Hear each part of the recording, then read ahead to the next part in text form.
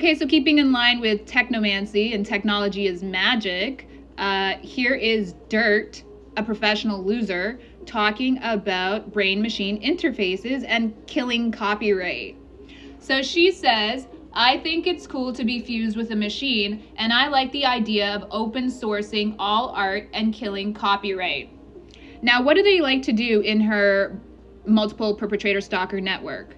They like to use surveillance abuse in order to copy other people, to doppelgang other people, to steal identities, to steal persona, to steal aesthetic. And what do they like to do with all of that? They like to suppress their targets, and then they like to perform that intellectual property. They like to LARP around with the intelligence of people they've targeted and pretend as if it's their own. So killing copyright plays right into that, right? This one wants to take all neural and cognitive data through a brain-machine interface, stick it into the cloud, and then disseminate it to her chosen representatives. This is their noosphere, their nooscope, or their version of abundance. And the monetization is their version of UBI, because this one thinks she's a philanthropist.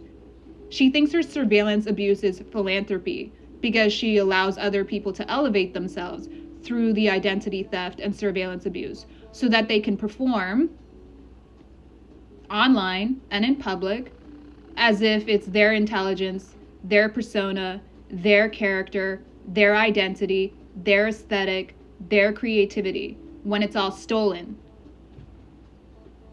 by people like this who think that you should open source everything and then kill copyright. And by the way, the open sourcing of art was something that she took from another researcher, and he passed away. There's a lot of people that die around this woman, and that's probably because she initiates it in the background.